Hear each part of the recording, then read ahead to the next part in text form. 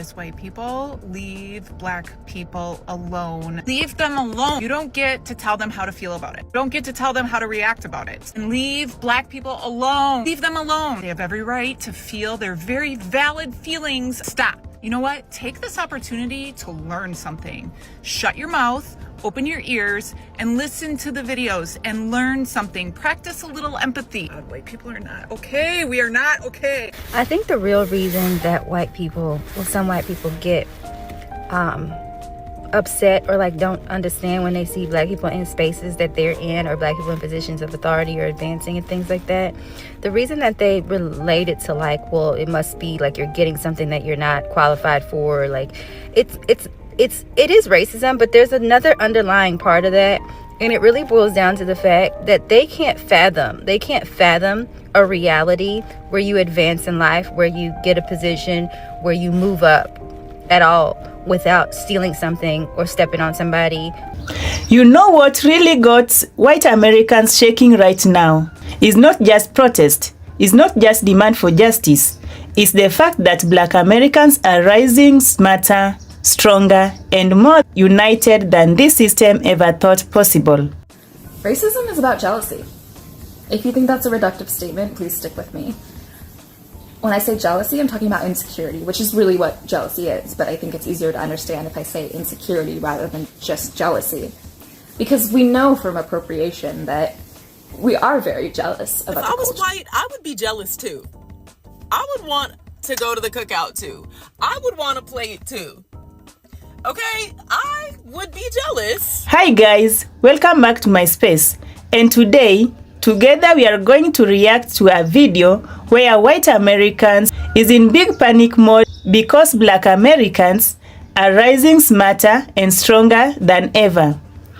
So yes, I was instantly infatuated and fascinated with black people because I believe that they were God's favorite. God spent a little bit more time creating them and put a little bit more love into creating them. So yes, I believed they were the superior race, and going forward in life with that mentality, I just always loved black people. I always wanted to be around them. I always just thought they were the coolest people.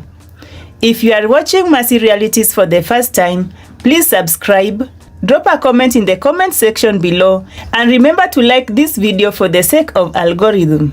Now, before I dive deep, let's watch this madness, then I'll be back with my impactful reaction. Why do white people resent black excellence? Let's talk about it. Not all white people are racist, obviously, but there is a specific subset for whom black excellence seems like a personal affront to them, right? It really bothers them when black people succeed. The 13th Amendment emancipated enslaved black Americans in 1865, and then the Jim Crow laws kind of wrapped up with the passing of the Civil Rights Act in 1964. So if we do the math, that's about 61 years in which black Americans were able to strive for success in any sort of meaningful way without like the constraints of the law pulling them down. 61 years. If we compare that to white Americans who besieged a land already owned and occupied by indigenous Americans, we'll put that around 1620 when, you know, the Mayflower came here, then that gives them about 425 years to establish success in this country. 425 versus 61. If we compare those two fundamentally very different time spans, like, how much did white Americans actually do in all of that time? If we were to compare even the poorest and most underprivileged of white America to black America generally, it is clear that white Americans are born way past the start line, right? By that I mean, by like nature of being white in American society, you do benefit from all sorts of privileges. And like, to be frank, you're not exhausted by the horrible experience of facing racism on a daily basis, right? You do have a ton of privileges. So I imagine existing in this bubble of privilege that you like totally deny, the existence of black people for whom success is like second nature when it comes so easily and so readily, even though you've only had 61 years to achieve it. I imagine that's exhausting and frustrating. I imagine it makes people feel super, super inferior and hurts certain people's tiny, tiny little egos. And what do they blame that deep, deep psychic pain on? Well, of course, DEI and critical race theory and affirmative action. So I guess the question is, what might help those white Americans who just so strongly detest black excellence? Like, what will help you? And for that, I would suggest like a lot of therapy, like a ton of therapy. And I would also just suggest that we open the schools, right? We teach people history. Yeah, maybe? Okay, bye! I think the real reason that some white people get upset or like don't understand when they see black people in spaces that they're in, or black people in positions of authority or advancing and things like that. The reason that they relate it to like, well, it must be like you're getting something that you're not qualified for, like it is racism, but there's another underlying part of that. And it really boils down to the fact that they can't fathom a reality where you advance in life, where you get a position, where you move up at all without stealing something or stepping on somebody or exploiting somebody. They can't, in their brain, they don't have any recall within their collective history of any time period where they've been able to build without stealing or massacring or doing something to somebody else. So like when they see another group of people, whether that be black people or POC, in positions that they feel like, well, no, that's my position. And when they see them, they think that, well, you couldn't have got it any other way besides taking it from somebody and like stealing it. There's no way you actually worked for it, because in their history and present day, they don't have, even within the country itself, standing up the United States, they don't have any like precedent of like existing, like moving up, like building without taking something from somebody, without stealing. Like they have no creativity in their mind. Well, not even creativity, they have no recall and lack the imagination to imagine that being a possibility. So when they see a black person or a POC in spaces and things like that, it's got to be the DEI thing, even though it don't make sense. That's the only thing they have in their brain. It's like the only way you able to make it, the only way I know you make it in this world is by stealing stuff and like, you know, exploiting and like taking things away from people that belong to them. Think things, and that's it. That's all they got. So yeah, it's racism, of course, but it's also there's another part of that psychologically where they just don't have the recall. There's no precedent set yet, and they refuse. I don't know, to set a precedent where they can, you know, advance, evolve without exploiting or stealing from other people across the globe and right next door. You know, so that's it. They just can't understand in their brain and just don't connect. Like, how were you able to make it as a black person? And then to look at a black person and know like black people's history of subjugation and oppression, and then see you actually moving, they're like, no, there's absolutely no how you fucking doing that. Blows their brain. So they had to come up with something, and the only thing they come up is what they were able to do since the beginning of days. And by the way, yes, that is stealing from other people, taking all the things, culture, resources, land. That's it. That's all they have, unfortunately for them, because eventually you keep resting on the fact you got to steal while other people making advancements on their own, pulling their own selves up by the bootstraps, even without fucking boots, making the boots themselves. Come day where you don't even know how to make boots. You don't know how to do anything. It's so weird watching black people get mad at white people for starting functioning white communities. First of all, no one's mad. Not one of us is mad. We're actually very happy for you. It's like, you know how happy we'd be to see black people start a functioning black community? Like, we would leave you to it. We would be, oh my goodness, good for you guys. You're a liar. Y'all have literally never left us alone. But let's get to the point of, but you would be happy if black people created their own functional communities, which is also false, and I think you know that. From the Reconstruction period to Jim Crow, well into the 1920s, black people built free and independent towns. Yet instead of being left alone, those towns were deliberately targeted. They were destroyed, they were burnt down, they were bombed, and many of the residents were unalived as a result. Their property and wealth was confiscated from them, and 100 years later, the members of that community still have not received any sort of healing and reconciliation to atone for the sins committed upon them by the white residents and by the white legislators and police officers. White supremacist violence was not just tolerated, it was heavily encouraged. Fast forward to my hometown of Philadelphia to 1985, where city officials dropped an explosive device on American soil, on Americans, at a row house in North Philadelphia because it was occupied by a Black liberation movement, which resulted in a fire that spread to over 2 city blocks, destroying dozens of homes, displacing hundreds of people in a predominantly Black neighborhood. 11 people were unalived, half of them were children. And still to this day, 30 years plus later, no one has been held accountable. And those are just 2 examples. There are hundreds of examples that there have been deliberate efforts to systematically oppress Black success and upward mobility. Whenever and wherever Black people have built independent economies, educational networks, businesses for both safety and autonomy, they have deliberately been attacked. Because historically, right? Let's just go on the facts. Black success has oftentimes been met with white sabotage. Did you know that one of the oldest surviving all-black towns is in Oklahoma? I know. Tallahassee is considered the oldest of the surviving all-black towns. Tallahassee is one of more than 50 all-black towns of Oklahoma and one of 13 still existing. It was founded by Robert McGill Lowridge, a Presbyterian minister who had been serving in the Creek Nation since 1843.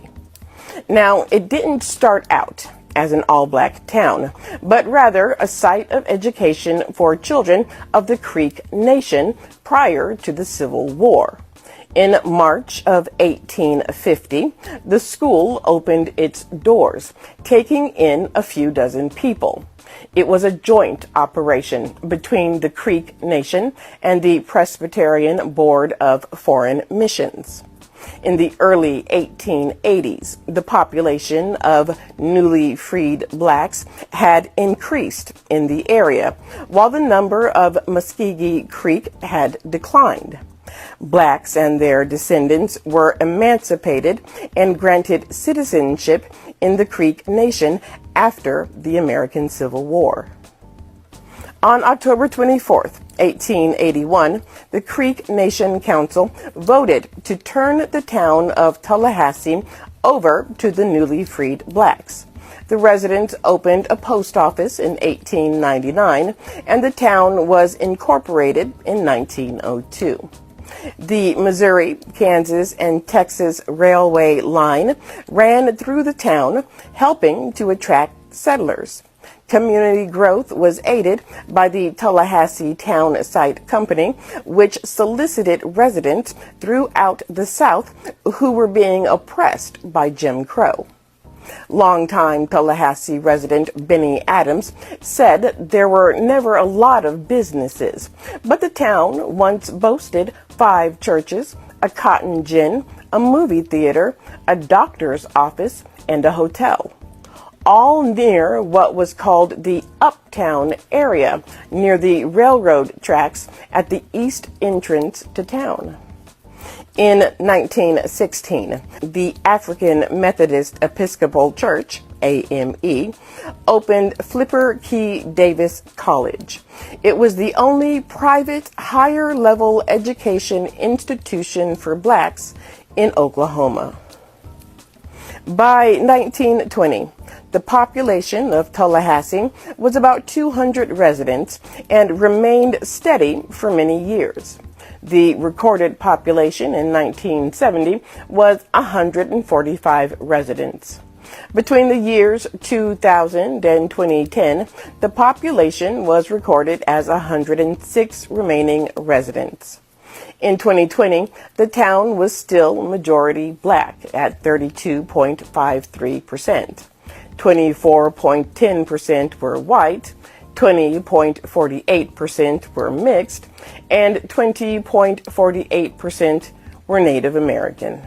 Even the racist wins when black people succeed going forward because GDP rises. We're having the wrong argument. In fact, we're arguing. There's no need to argue. There's not enough college-educated, successful white men to drive GDP. Unless you want to speak another language, we better figure out in the next 5 or 10 years that we're better together. Black people, you better be obsessed with education. It's not about love or hate anymore, like in Dr. King's day. Today, it's radical indifference. No one cares enough about you anymore to hate you. Private security, private roads, private families, private education, private transportation, private schools. We can go on and on and on. They've just separated themselves and said, yeah, y'all do as you like. You want to tear up your communities? You want to tear up your own lives? Knock yourselves out. You want to be like Cam? You want to be like me? Understand that 3,000 years before marriage was spiritual and God endowed it with spirituality, marriage was a business. When the breasts drop and the rear end drops and the looks go away, that's your business partner for life. Eagles don't fly in packs. You've never seen a flock of eagles. Buzzards love packs. Buzzards are low altitude birds. In fact, buzzards are insecure, so buzzards are always shooting at eagles. They have high confidence and low self-esteem. But a turkey is the worst kind of bird, because the turkey's got wings and can't fly. My second great-grandmother was a slave. My grandmother owned a shotgun shack in East St. Louis, taking care of her children. My mother owned 7 homes. I own 700. I'm not a genius. I'm just role modeling, and I know my history. You know, you give a kid a bank account in kindergarten with $100 in it, it's 75% more likely to graduate from. Pose the question, why do white people hate black people so much? I have been in situations where I've been surrounded by nothing but white people, and this conversation has come up. The race conversation has come up. And no one ever has an actual reason as to why they hate black people. There's always these, oh, black on black crime. Oh, they're lazy. Oh, they're this. But it's not actually, there's no legitimacy behind their reasoning. It's just shit that they've heard and they're regurgitating. And so, long story short, it really comes down to there is no reason. It's a deep-seated jealousy, a deep-seated hate that, you know, black people exude greatness. Black people are the great inventors. Black people are the beginning of the human race, the Eve gene. And white people have worked so hard to erase the history and erase the greatness of the black race. Down to even when things are invented, the majority of things that are invented were invented by a black person.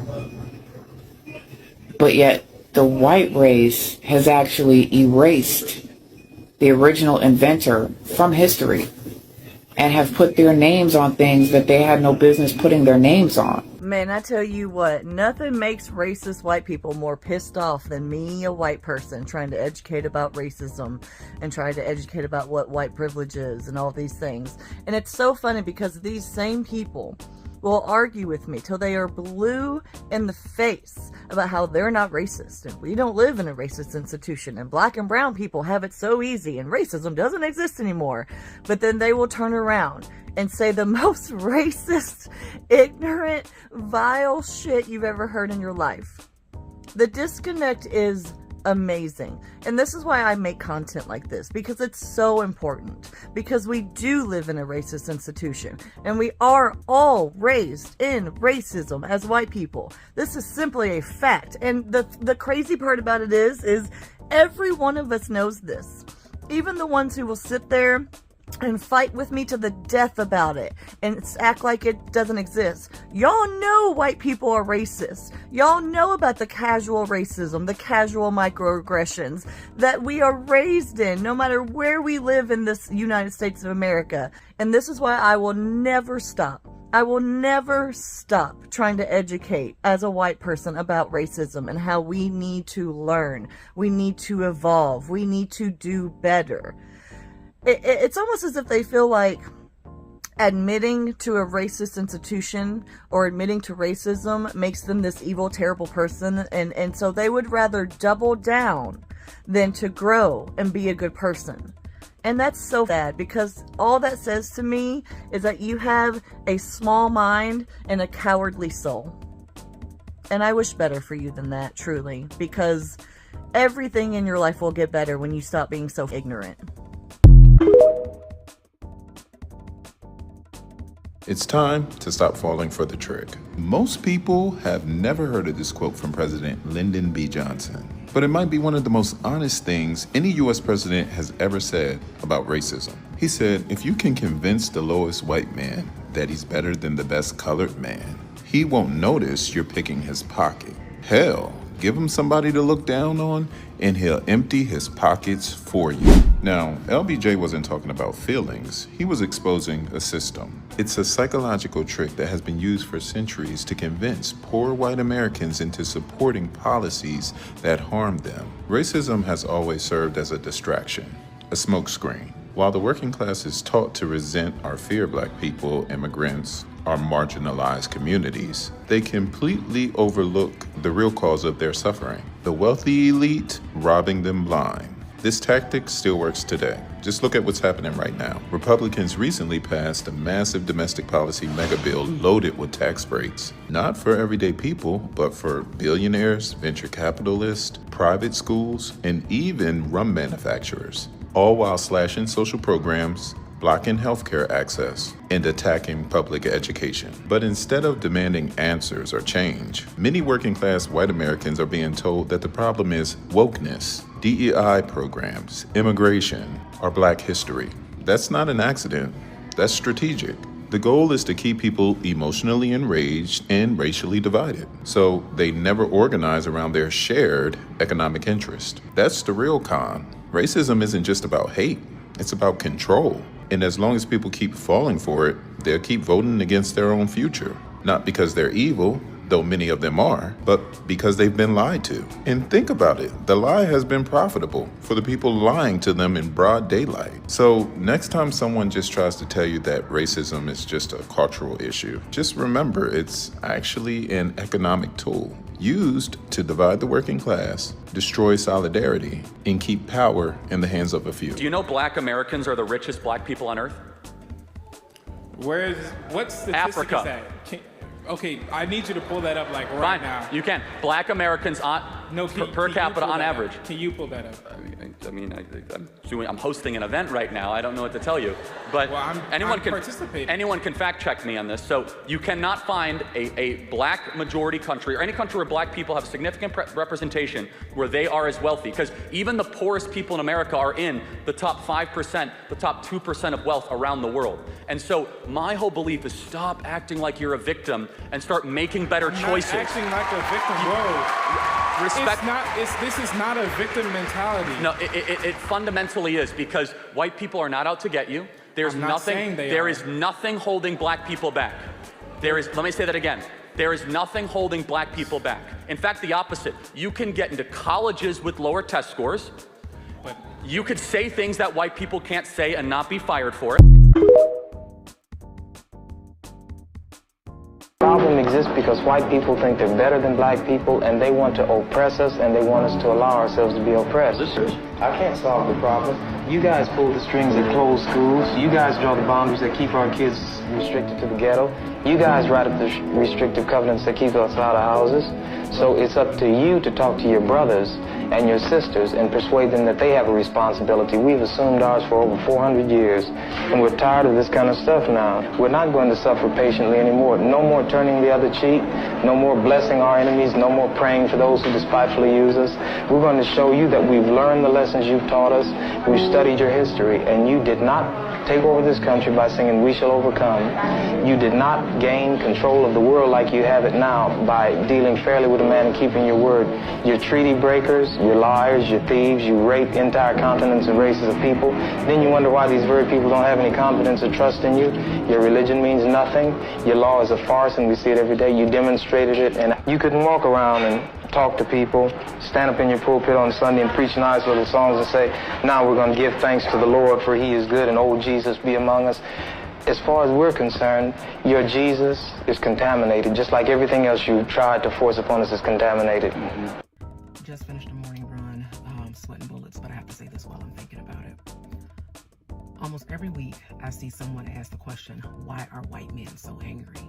And while I cannot begin to expound on the many reasons why that might be, what I can say is this: I view all social problems through a lens of societal systems, because as a sociologist, that's what I'm trained to do.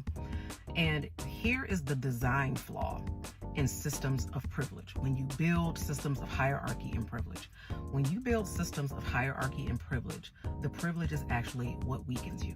The privilege makes you weak because when you socialize an entire group of people to believe that I exist, therefore I deserve.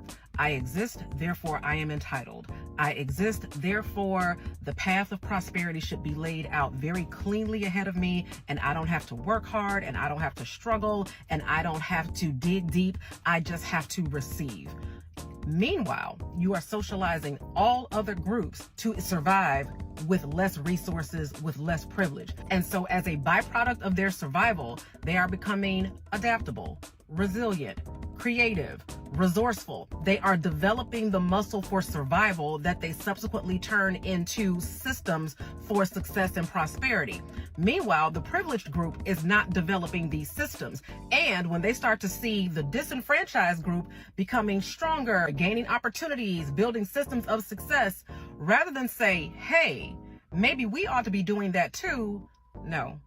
Privilege doubles down. Privilege digs deep into the well of anger and grievance and says, you are the reason why I can't be successful. You are taking opportunities away from me and my children and generations. And so now, rather than develop the muscle of resilience, what I'm going to do now is start taking privileges away from you. And now I'm going to start taking your resources. And now I'm going to start burning your house down in hopes that you will get back to where I think you ought to be, which is underneath me. Not realizing that the more you do that, the more privileges you take away, the more systems of success you try to dismantle, you are only making them more creative, more adaptable, more resilient, and more resourceful. So it becomes this Ouroboros, this snake eating its own tail, because the very system that you designed to uplift yourself is actually the one that is putting you far behind, because you never developed the muscle, the work ethic, the resilience, the innovation, and the creativity as the disenfranchised group. Now, before Beyonce, Oprah, Serena, any of those rich black people that y'all know today, the richest black woman in the world was an 11-year-old girl. What's her name? Her name is Sarah Rector. She was born in 1902 in Indiana Territory, which is now considered Oklahoma. She was a descendant of enslaved people. After the Civil War, the U.S. government gave land to some of the freed black people, including Sarah's family. But the land that she received was useless for farming. Meanwhile, of course, the white settlers were giving the most fertile plots. Her family struggled to pay taxes on this land, and they were unaware that hidden beneath the soil was something very valuable. It was oil, and not just a little bit of oil. Land struck a gusher in 1913, pumping out 2,500 barrels a day. Just like that, Sarah became the richest black girl in history. The news spread like wildfire. People was begging her for money, sending her marriage proposals, and they even tried to classify her as white just to control her fortune. To escape the chaos, Sarah and her family escaped to Kansas City, Missouri, where she bought this mansion that still stands today and is known as the Rector House. From overlooked land to millionaire status, Sarah's story proves that wealth can come from unexpected places. This is another true hidden figure in American Black history. Seeing one another defeat the oppressive system is just one of the many reasons that inspires the Black community. As many people may already be aware, Black women in power face a great deal of injustice and discrimination. Black women, however, are and have been persistent and committed to altering the narrative. Many African American women began to support and fight for equality in the Civil Rights Movement beginning in 1954. Coretta Scott King, Angela Davis, Fannie Lou Hamer, Daisy Bates, and countless other women have been among these. These women in particular have transformed gender stereotypes in addition to protesting for fundamental human rights. While their ladies stayed at home to take care of the family, it was the men that went out and fought for independence during that period. However, these strong Black women made the decision to defy expectations because they understood that without the voices of women, there would be no change. These women's voices have given rise to a number of noteworthy and enduring items. For instance, Mrs. King founded the King Center following the passing of her husband. Because of her perseverance, Martin Luther King Jr. Day was declared a federal holiday. As a well-known political activist, Angela Davis rose to the position of leader of the American Communist Party. Mrs. Hammer organized food cooperatives as a result of her work with the National Council of Negro Women. Mrs. Bates was elected to lead the NAACP in Arkansas. She later assisted the Little Rock Nine in being the first students to enroll at the all-white institution. Even though their devotion was so admirable, it infuriated many white people. Many white people denigrated them and even attempted to murder them. That did not stop them from achieving their goals of independence though. They continued to raise a generation of powerful Black women. in spite of this. While numerous historical Black women opened the path for Black women's voices to be heard, many Black women now are utilizing earlier methods to achieve the most ambitious goals of their ancestors. In 2022, Ketanji Brown Jackson became the first Black woman to serve as a judge on the Supreme Court. We observed Amanda Gorman, who delivered the inaugural address as the youngest poet ever. Kamala Harris made history by becoming the first Black woman to serve as a vice president. The first Black congresswoman from Missouri is Cori Bush, who comes in last, but certainly not least. Younger generations now aspire to be just like these women as a result of them. They are inspired to share their experiences and stories to change society because they are aware that people who believe in change see it through. And if one doesn't believe, then change is just a dream one has and not really a reality. Many people feel intimidated when Black women are in positions of leadership or authority in the law, since many Black women are thought of as weak individuals. The problem is that when society undervalues a woman who has spent her entire life not just being a woman, but also having a particular skin color, it molds her into one of the strongest people in the world. Their acts are deliberate and well considered. Their voices is like fire, and the results make history. Do y'all see the stuff that's shifting around? Do y'all see the stuff that's shifting around? Ever since Black Americans decided to start doing different shit, I want y'all to pay attention to how we are changing the narrative. Now, I just did a video telling y'all about ICE and how folk was mad because Black Americans are working for ICE. Look. They mad because we not being shut out of opportunities. We are being offered opportunities. And I believe that it's because a lot of us got off of that Democratic plantation. Now, I am former 92%. My husband is former 78%. We both made the decision to go independent. Now, little did we know when we looked around, a whole bunch of other Black Americans was on this tip too. Right? Because we realized that them folk, right, the blue wasn't doing nothing but putting everybody ahead of us. Right? They was more concerned about everybody else's community, getting everybody's vote, because the Black American community was an automatic vote. So these parties got to offer something to them to get votes. They don't have to offer nothing to Black Americans because they automatically receive that vote. Right? So we like, hey, these parties don't cater to us. These parties don't do nothing for us. These people ain't looking out for us. They don't give a fuck what go on with us, right? Because they know, the Dems know, oh, they'll automatically vote for us. The red know, well, they'll automatically vote for the Dems. Once we started shifting shit, did y'all see ICE throwing more money on them positions? Now they offering student loan forgiveness. And who got all the student loans? What demographic got all the student loans, y'all? What demographic got all these degrees that in the democratic world, they want to economically alienate us and didn't want to let us use them? Who got all that? So that lets us know that they targeting us, right? That lets us know they targeting us. And I'm starting to also see some other stuff coming down the tailpipe. But once we get to the point where I start seeing it more clearly, you know, that's the direction they're going in, I'll come update y'all and tell y'all about it. But I'm watching some stuff right now. But what I want to tell y'all is this. We moving in the right direction because we are now free agents who don't belong to no party, who don't belong to no set thing, and that we have shocked the world when we decided to stand up and do something different and say, no, we ain't get involved with that. No, we staying in the house. No, and another shocking thing that Black Americans have done is we have gotten more patriotic. We have gotten more patriotic. We have gotten more family oriented. We have got, because see, when you talking about lineage, stuff like that, that's family. We've got more family oriented. We've got more community oriented. We've gotten more engaged in the political discourse, political conversations, and we're analyzing both sides. We ain't just taking nobody's word for it. We looking around and we assessing, how is this going to benefit me? How is this going to benefit my family? How is this going to benefit my community? We have certain objectives and we need those objectives to be met.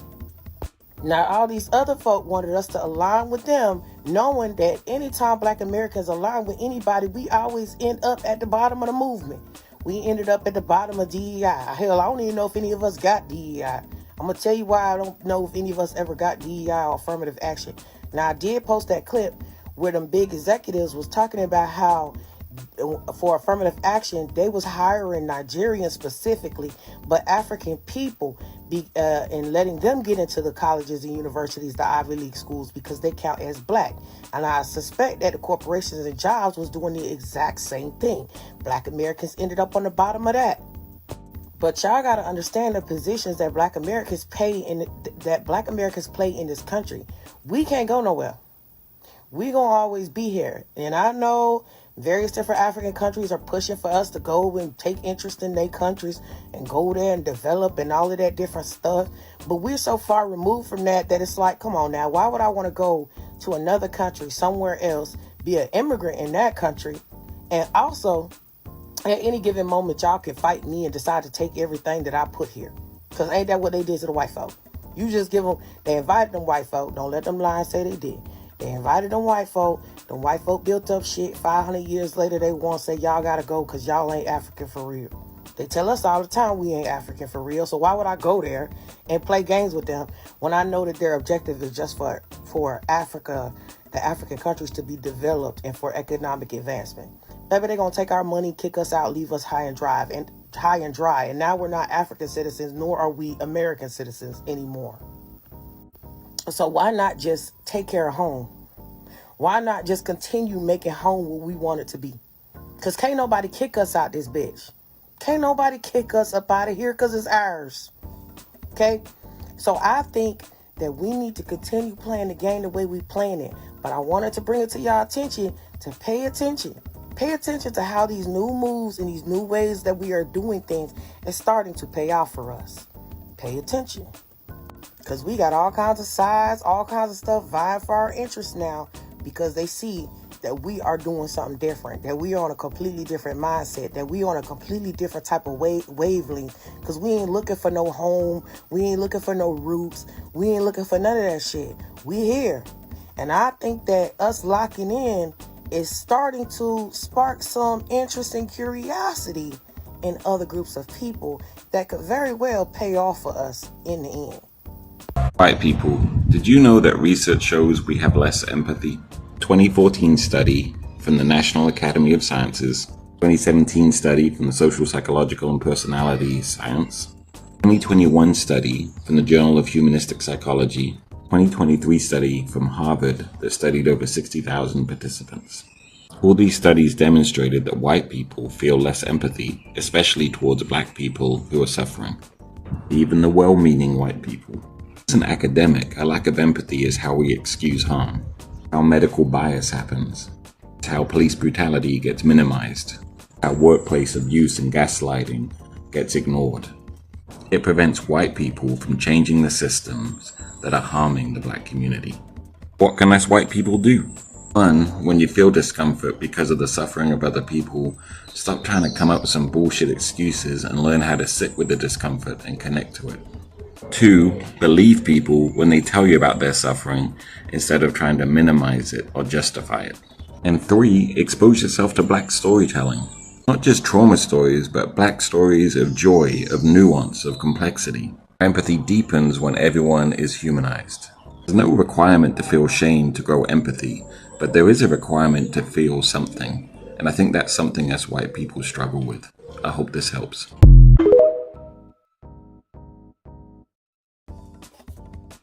All right, got something to talk to you guys about real quick. Very, very important. Listen up. This is for my Black and Latino people only. If you don't hear anything else today, hear this. Wake up before it's too late. We are being played. The government is corrupt. The rich are getting richer and we are being taxed, locked up, and shut out of opportunities. The system is not built for us, but guess what? That doesn't mean we can't win. Ask yourself this. Are you really doing what you need to do in life? Are you moving with purpose? If the internet was gone, if the government failed today, would you still be able to survive? Let me ask you this. Are you ready for survival? If your answer is no, then it's time to wake up. Stop playing. Stop wasting time. Stop living like this system is going to save you, because it's not. It's not. The only way we fight back is by getting our behavior in check. Not tomorrow, not next week, right now. No more foolishness, no more distractions. If you're about to go to a party, rethink that. If you're about to do something reckless, stop. Because guess what? The system is waiting for you to slip up so they can lock you up like an animal. That's what they're waiting for you to do. They want you in chains. Don't let them win. They want you in chains. So instead of worrying about what someone else is doing, check yourself.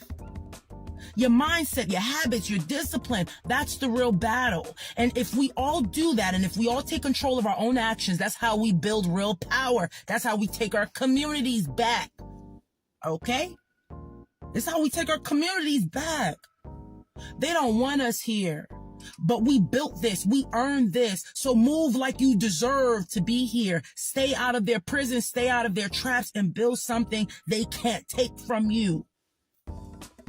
Black and Latino unity is power. We must move with purpose.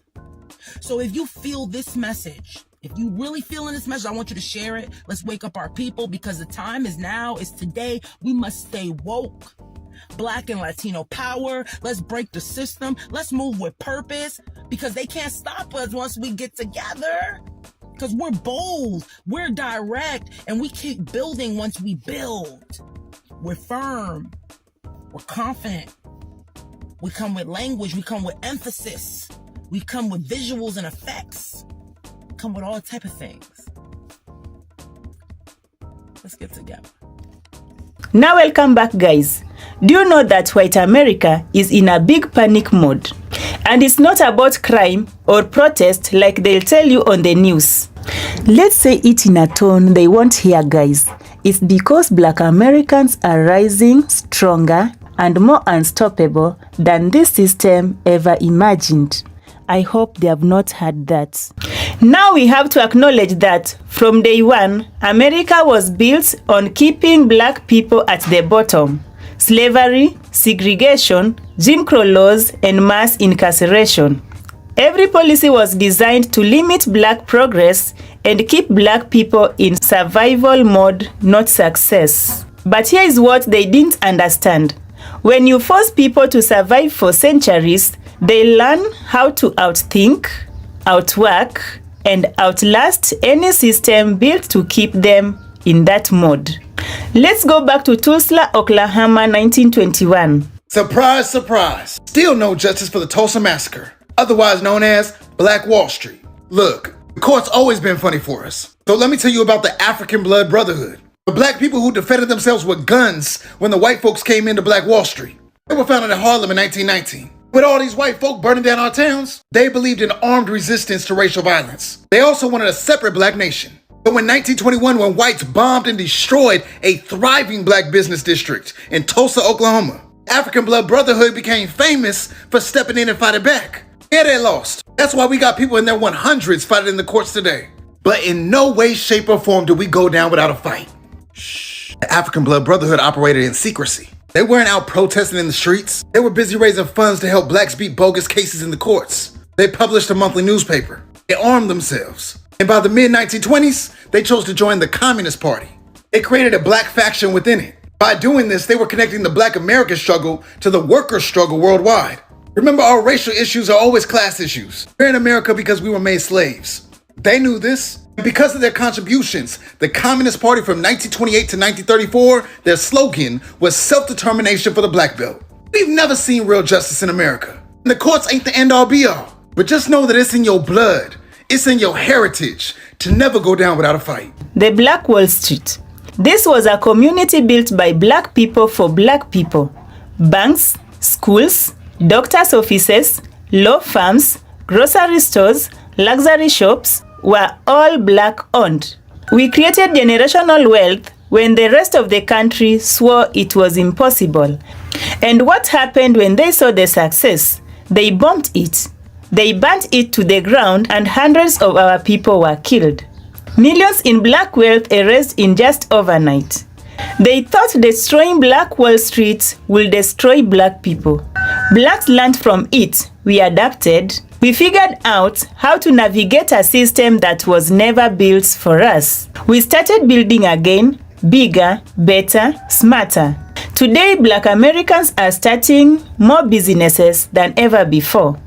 Black Americans are graduating at higher rates, building wealth in tech, real estate, arts, and education, networking, sharing knowledge, and investing in each other, plus investing in motherland. And now, white Americans are seeing something they never thought they would see. Black Americans becoming a force they can't control or even stop. Let me ask you guys, if black people could create Black Wall Streets under segregation, imagine what we can do now in 2025 and beyond. With access to technology, global markets, and each other. This fear by white people you are seeing today is not fear of crime. It's fear of competition. It's fear that the people they once thought they could keep down are now unstoppable. Blacks have survived slavery, survived Jim Crow, and survived the destruction of Black Wall Streets. And this time, black people are not just surviving, they are winning. This is Mercy Realities. And if you know we are rising, hit that subscribe button, drop a comment, and share this message with someone who needs to hear it. Let's keep building, my people. See you again in my next video.